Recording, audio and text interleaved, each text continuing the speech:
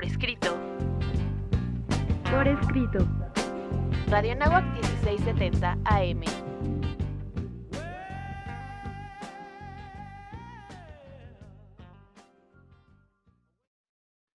Eleva tus sentidos, estamos un programa más en Por Escrito y el día de hoy nos acompaña. ¿Qué tal? Siempre muy bienvenidos. Seguimos atrapando lectores para nunca dejarlos ir. Mi nombre es Cecilia Durán Mena. El día de hoy también tenemos una invitada muy especial, Eve. Hola, soy Eve Gil, escritora y crítica literaria. Muy bien, un servidor, Juan Carlos Padilla. Nuestras redes sociales, por favor, visiten nuestra página web en www.porescrito.org. En Twitter nos pueden encontrar como Por Escrito, Facebook Por Escrito MX, en Instagram Revista Por Escrito, Spotify Por Escrito. Escúchenos también, por favor, en Código Libre, cada semana a las 9 de la noche, una transmisión nueva. El día de hoy estoy bendito entre las mujeres, porque este mes, no solo este mes, pero particularmente este mes, la voz de las mujeres tiene que escucharse con fuerza. Vamos a nuestros pretextos literarios. Pretextos literarios.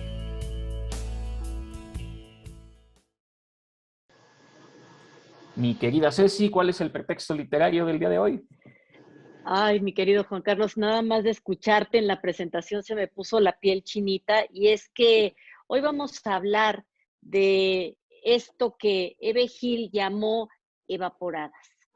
Evaporadas porque a veces la voz de la mujer efectivamente pasa esto, tantas autoras, tantas letras que por alguna razón no han tenido ese cauce, no han llegado a ojos de lectores.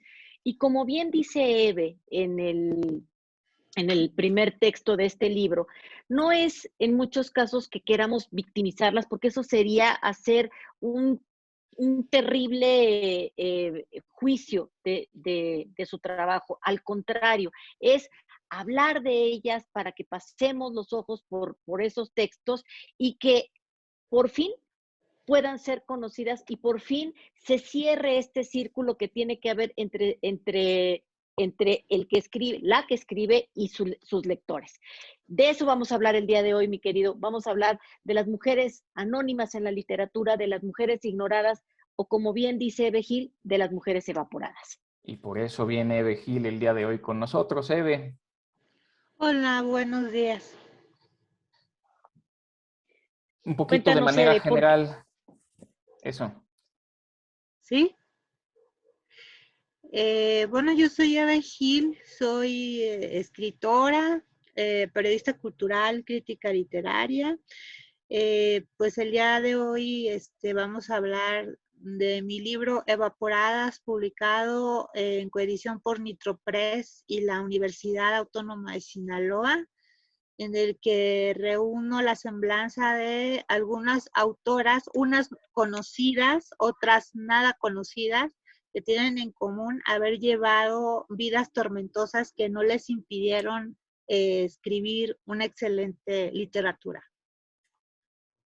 Y precisamente por eso el programa, lo que queremos nosotros es abordar eso, porque no se trata solo de que sean conocidas o no conocidas.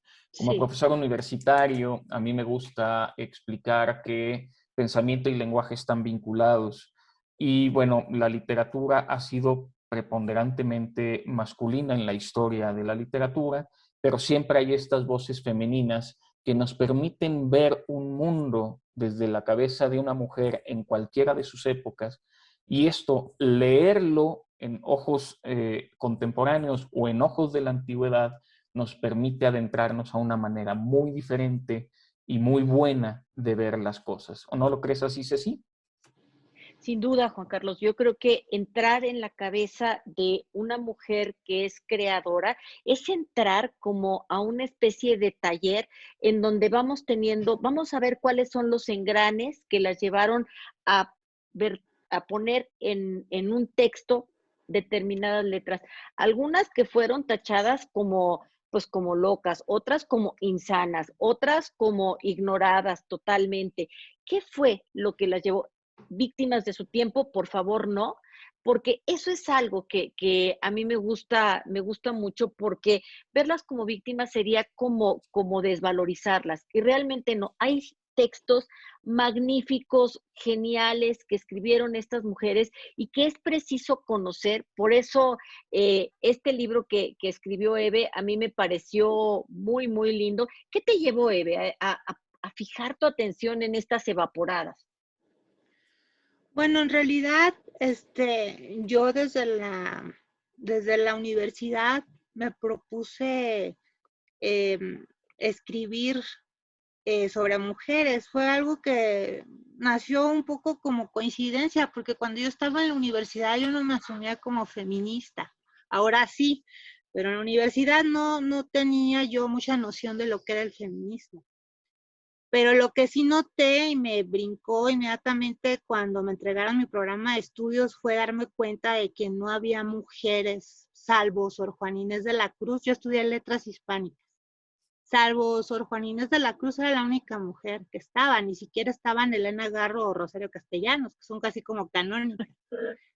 Entonces, yo me propuse que cada vez que tuviera oportunidad y me dieran a escoger un autor para exponer o para hacer alguna exposición, elegiría siempre mujeres. Y de ahí he empezado mi investigación de mujeres ignoradas en la literatura, que en ese caso en el que estaba en ese momento, pues eran prácticamente todas ignoradas, ¿no? Entonces, de ahí encontré, agarré un caminito y me impuse yo ir descubriendo autoras. Y finalmente en el año 2001 me ofrecieron una columna en el suplemento Arena de Excelsior. El editor era Miguel Barberena y me dijo que eligiera un tema para hacer una columna. Inmediatamente, yo ya prácticamente así como que ya estaba esperando a la oportunidad de tener una columna, algo muy gracioso. Y le dije, quiero escribir sobre mujeres. Y me dijo, te vas a quedar corta, me dijo. Y pues el periódico terminó, o sea, lo vendieron, se acabó el suplemento y a mí todavía me faltaban autoras.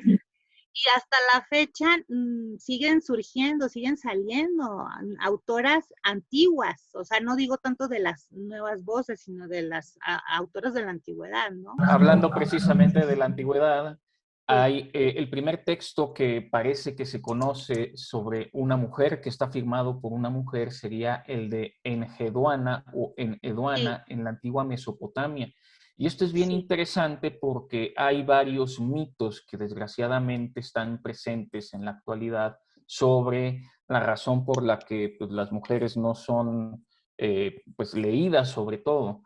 Uno de los mitos es, por ejemplo, que la literatura escrita por mujeres solo está dirigida a un público femenino, lo que es bastante falso y es comprobable, que los textos escritos por mujeres buscan hablar exclusivamente del romance, de los anhelos y deseos que tienen por ser mujer, y esto también está desmentido por las mismas autoras, y hay que poner esto en contexto y en balance. Este es apenas el pretexto literario. Vamos a continuar con estas conversaciones en la sección de conversaciones. Por el momento vamos a nuestra próxima sección.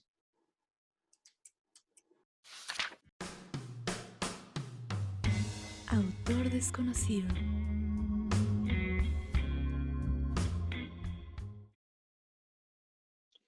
Pues en esta sección de lo desconocido, hoy nos vamos a dedicar a hablar de una mujer maravillosa, que es Aspasia de Mileto, la verdadera maestra de la retórica. Si ustedes recuerdan sus clases de filosofía, las de lógica, las de ética, tal vez estuvieron pobladas siempre de los grandes filósofos. Siempre se hablaba, por supuesto, que se hablaba de Sócrates, de Platón, de Aristóteles, y seguramente estuvieron hablando por ahí de Heidegger, de tantos, de Nietzsche, en fin, ¿verdad? Y todo este desfile de sabios filósofos que marcaron la historia, que han sido objeto de nuestra reflexión, a veces se pasa por alto que tuvieron una gran maestra. Y esa gran maestra fue Aspasia de Mileto. Sócrates, que fue maestro de Platón, y este, que fue maestro de Aristóteles, ¿qué creen? Tuvo una gran maestra, y esa gran maestra a la que él efectivamente le da reconocimiento es Aspasia de Mileto. Como sucede generalmente, las ideas de las mujeres de repente se empiezan a olvidar, y Aspasia de Mileto ha sido reducida en la historia por un halo de misterio que envuelve su vida. Pasa que no se conoce su fecha de nacimiento ni la de su muerte, y solo se tienen pequeños datos fiables porque hay como un periodo entre su unión con Pericles y la muerte de Lisicles, que fue su segundo marido. Entonces eso nos da una pista que Aspasia de Mileto vivió en el 427. Hay muchas controversias con respecto a ella, pero ella realmente es la madre de la retórica. Donde quiera que ella haya adquirido su formación, es innegable su contribución a la retórica, su condición como experta, y tanto en el aspecto logográfico como en lo concerniente a su faceta pedagógica, esta mujer que tenía una extrema pericia en el arte y esta capacidad que también tuvo de rodearse de alumnos ilustres que después serían reconocidos intelectuales de su época, y sobre todo ella contribuyó muchísimo al florecimiento de la vida cultural de Atenas. A ella le debemos mucho del gran esplendor de esta capital de la antigua Grecia, donde se consiguió la admiración tan difícil de hombres tan ilustres como Sócrates, que se convierte en su discípulo. Se dice que Aspasia de Mileto le escribía a Pericles algunos de sus grandes discursos. ¿Será que a ella le tengamos que atribuir ese verso maravilloso que dice Pericles, que si tú tienes una buena idea y no la puedes comunicar, entonces no tienes nada? ¿Sería de ella? Fue protectora de Protágoras. En fin, la verdad es que ella ha sido una mujer maravillosa y se convirtió en este signo femenino que le dio convergencia al arte, a la ciencia, a la filosofía, a la política, y verdaderamente es una mujer a la que tenemos que reconocer, Aspasia de Mileto, en este espacio de lo desconocido.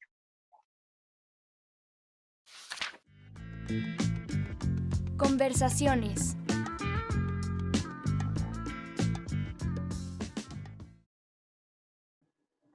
Pues ya llegamos a nuestra sección de conversaciones, mi querida Ceci, y aquí sería muy interesante, por supuesto tú siempre nos vas dictando por dónde vamos guiando estas conversaciones, pero no estaría de más decir justo que ha habido muchísimas plumas que han tenido que ser ocultas. El nombre, finalmente es el nombre de alguien el que escribe pues estas historias, estas novelas o estos relatos, y muchas mujeres han tenido que ocultar su verdadero nombre bajo el seudónimo de un hombre sobre todo, o bajo el nombre de alguien más para poder publicar.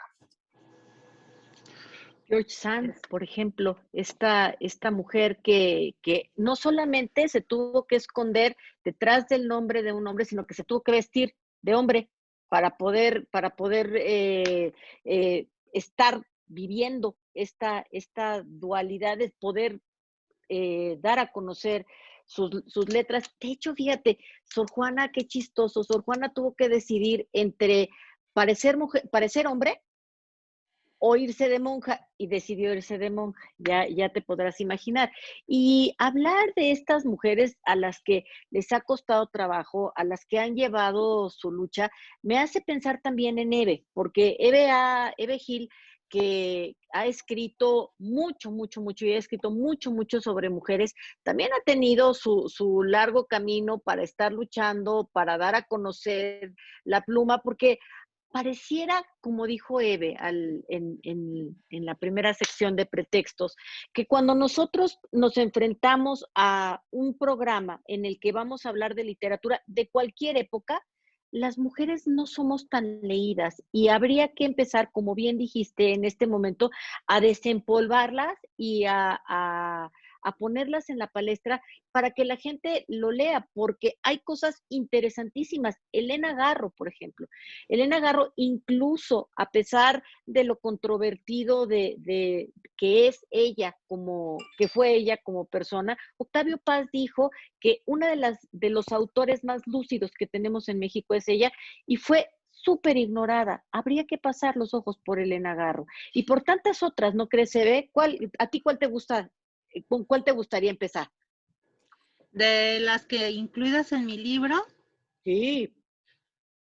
bueno, todas ellas me apasionan.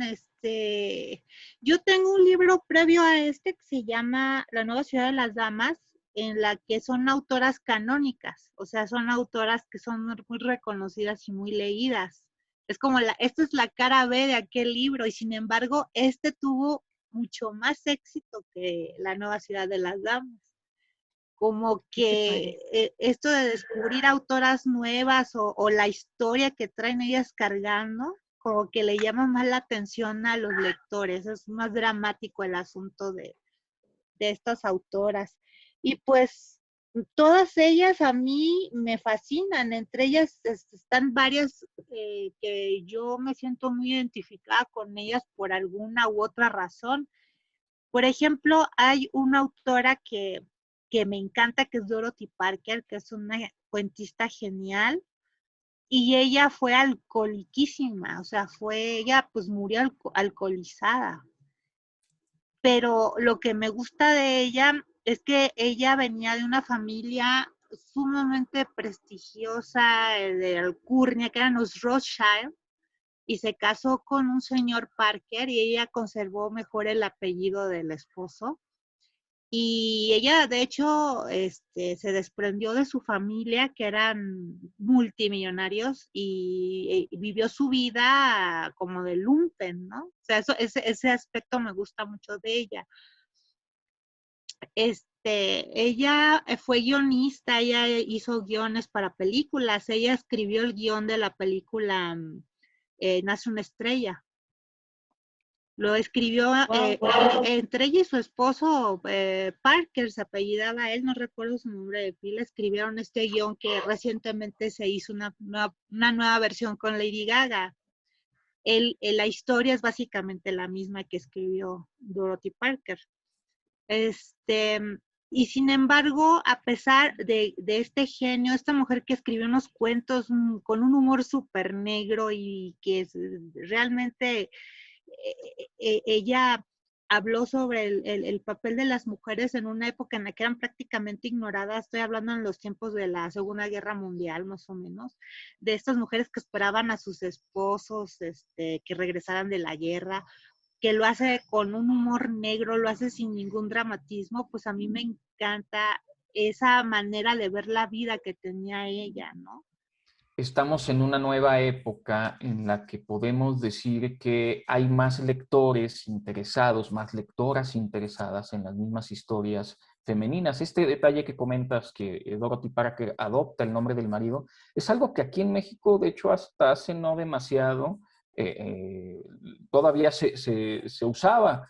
Mi mamá muchos años estuvo utilizando el apellido de mi papá diciendo, es que yo soy de, como sometiéndose uno a el imperio masculino. Y esto poco a poco se va abriendo y nos va abriendo nuevas puertas y nuevas oportunidades. Yo me he dado un poco a la tarea, porque mea culpa, he leído muy pocas mujeres y esto es algo que me gustaría ir corrigiendo. Y como decía Ceci en algún momento hace rato, estoy tratando de desempolvar. Claro que soy más académico y me gustaría comenzar con Marguerite Yourcenar, que es una gran académica que escribió un libro que para mí fue muy, muy iluminador en tema histórico, que fueron las Memorias de Adriano.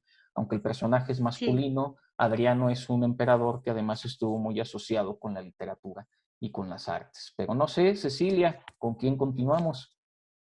Pues mira, a mí me gustaría, en este tono de las mujeres que abandonaron sus apellidos para quedarse con el del marido, con Mary Shelley.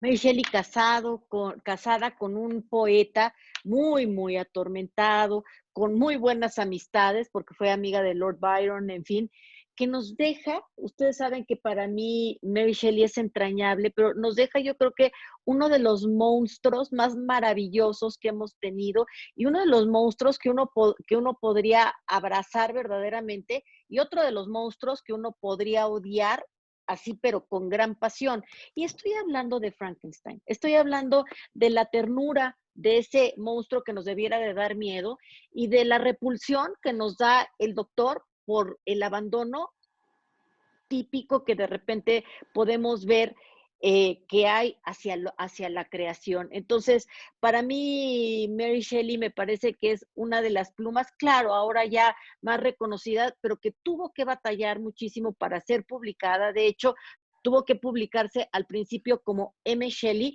para que no se dieran cuenta que era una mujer. Y también ella adoptó el apellido de su marido porque en realidad ella era Mary, ¡ay, Dios santísimo! Wollstonecraft Goodwin, que no era Shelley, qué bueno que se quedó con el apellido del marido porque me parece que que era más fácil. A lo mejor fue una estrategia promocional. ¿Tú qué crees, Eve? ¿Con quién seguimos? Bueno, Mary Shelley aparece en el libro Evaporadas. Mary También. Shelley fue hija de la primer, digamos, feminista moderna, no de la primer feminista, sino de la primer feminista moderna, o sea, de la primer mujer de la época contemporánea que peleó por los derechos de la mujer, que fue Mary Wollstonecraft, así se llamaba su madre, y también fue una escritora notable. Nada más que ella enfocó su interés en escribir sobre feminismo. Y Mary Shelley era autora de novelas góticas, ¿no? Porque escribió Frankenstein, escribió varias novelas. Tiene también una novela, bueno, entre gótico y romántico escribía ella. Y Mary Shelley pues tuvo una vida súper tortuosa también. Vivir a la sombra de su esposo, que era el poeta Percy Shelley, tuvo una enfermedad terrible que es el cáncer en el siglo XIX, cáncer de seno. Quedó básicamente destruida por el cáncer, perdió una pierna, bueno, una serie de cosas que le pasaron a la pobre.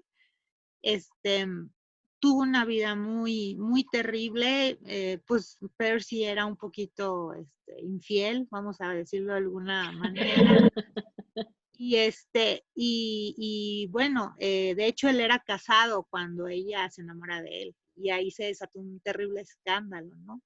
Aunque finalmente pues logró casarse con él, pero en esa época pues medio del siglo XIX pues ha de haber sido sumamente escandaloso, ¿no? Y, y pues no sé, hay muchas autoras sobre las que podríamos hablar, no sé, ¿Alguna que se te ocurra igual tormentosa o quizá no tan tormentosa, justo para cambiarle un poquito, alguna de las que estén incluidas en tu libro, Eve? Bueno, todas están muy atormentadas, todas las autoras de Evaporadas son muy atormentadas. Ahorita tengo en la mente a Kathy Acker, que es una autora muy desconocida, que yo no me puedo explicar cómo es posible. Ella tiene un vínculo muy fuerte con México. Ella murió en Tijuana porque tenía cáncer y fue a probar un método alternativo para curar el cáncer en Tijuana. Y en Tijuana hay gente que la conoció, que convivió con ella.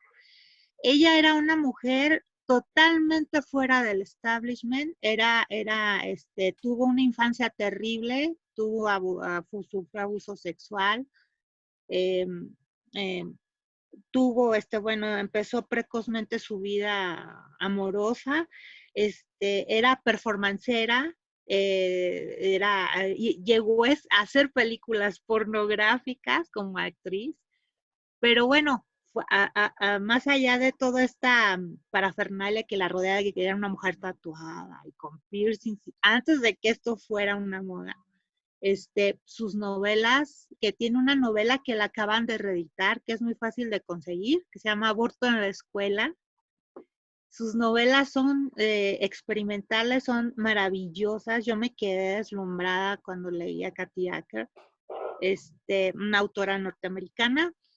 Y también podríamos citar, por ejemplo, a Jean Rhys, que es otra autora que aparece en Evaporadas, que se le conoce, generalmente se les conoce por haber sido parejas de otros escritores, en el caso de ella de Maddox Ford. Pero Jean Rhys también tuvo una vida muy tormentosa. Ella era una mujer que nació en las Antillas. Escribió una novela sensacional que es como una precuela de Jane Eyre, que se llama El ancho mar de los sargazos. Y ella vivía vivía en un lugar donde prácticamente toda la gente que la rodeaba, los sirvientes eran negros, y ella como que adoptó el calor de la forma de hablar de los sirvientes y todo esto, y después se fue a estudiar a Londres y terminó prostituyéndose. Es una vida súper tormentosa, también tiene problemas con el alcohol.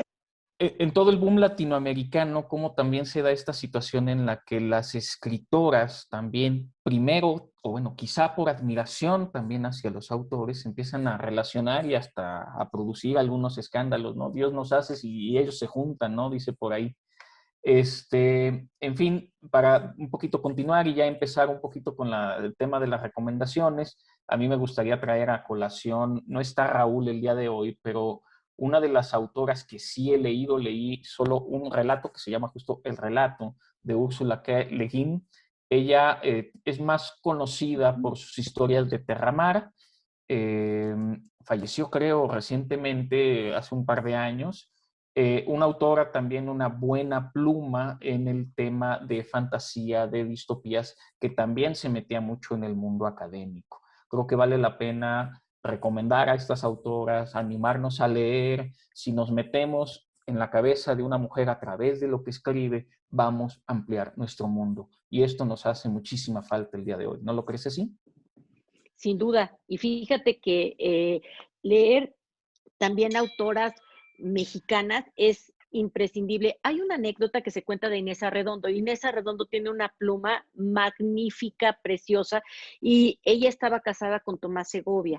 Tomás Segovia era, bueno, un poeta, ensayista, además muy metido también en la diplomacia. Estaban en una cena en alguna ocasión en París, y de repente estaba el ministro de Cultura y le pregunta a Tomás Segovia que a él le gustaría saber, estaba con su esposa, a él le gustaría saber de una autora magnífica que acababa de leer y que le habían hecho muy poca justicia y que si él la conocía. Y le pregunta a Tomás Segovia, ¿quién es esta autora? Inés Arredondo. Y entonces voltea y ella dice, digo que soy yo. O sea, fue increíble porque Tomás Segovia como que siempre sintió celos de Inés Arredondo, y la verdad es que Inés Arredondo tiene unas cosas que vale la pena leer. Son textos muy sorprendentes, son textos verdaderamente que te sacan el aire y que te dejan una cicatriz, y te dejan una cicatriz porque es muy buena la pluma que la enarboló. Verdaderamente no podemos dejar de leer a Inés Arredondo. Un último apunte, Eve, antes de cerrar el programa, una última autora que nos puedas recomendar. Bueno, ya que mencionan autoras mexicanas, en Evaporaz incluí 2 autoras mexicanas. Una es Elena Garro, que ya es muy conocida por todos ustedes. Ya digo, ella fue esposa de Octavio Paz, también una mujer muy torturada. Y aparece Pita Amor, que es una gran poeta, que pues todo el mundo la conoce porque pues está un poco desquiciada, ¿no? Pero como poeta es grandiosa, es una de las grandes plumas de la poesía mexicana, ¿no? Entonces, ellas, pues recomendaría leerlas si es que no las han leído. Inés Arredondo, bueno, es que la lista sería interminable, pero no sé no sé, de las nuevas autoras hay también bastantes que podría recomendar. Lo que No sé, a mí me gusta mucho, por ejemplo, es recomendar precisamente el libro que habla de estas autoras, ¿o no es así, mi querida Ceci? sí. Yo les recomiendo, por favor, para cerrar el programa, les recomiendo que lean a Eve Gil. Cualquiera de los libros que tiene Eve son maravillosos, pero yo les recomiendo en esta ocasión Evaporadas. Verdaderamente es un libro entrañable que nos va a dejar volar por la pluma de muchísimas autoras. Yo voy a recomendar a Jan Teller, es una escritora danesa que ha ganado algunos premios recientemente, me tiene cautivado y muy contento leerla, y pues la invitación, por supuesto, de seguir leyendo a autoras. Hay que animarnos, hay que abrir nuestra mente para ello. Despedimos el programa, mi querida Ceci. Seguimos atrapando lectores para nunca, nunca dejarlos ir. Mi nombre es Cecilia Durán. Agradezco el día de hoy a Valeria Martínez, que hizo la autoría del guión de esta emisión. Es totalmente de su pluma. Muchísimas gracias. Eve, muchas gracias por venir. ¿Algunas palabras finales? ¿Alguna red social que quieras compartir con nuestros escuchas? Bueno, muchas gracias a ustedes por invitarme. Me pueden seguir en Twitter, @tintavioleta. Y si quieren echarle una miradita a mi antiguo blog, que ahorita pues no he renovado, pero ahí están prácticamente todas las autoras, algunas de las autoras sobre las que he escrito, es otratrenza.blogspot.com. Muchas gracias. Les recordamos que cada miércoles en Código Libre tenemos una nueva emisión para que nos siga, nos escuche también en Radio Anáhuac. Se despide un servidor, Juan Carlos Padilla, no sin antes agradecer a Inés Rendón, a Valeria Martínez, a Brandon Purley, a Julia Prieto y a Viviana Topete, que nos ayudaron el día de hoy con el programa. Nos vemos y escuchamos la próxima semana.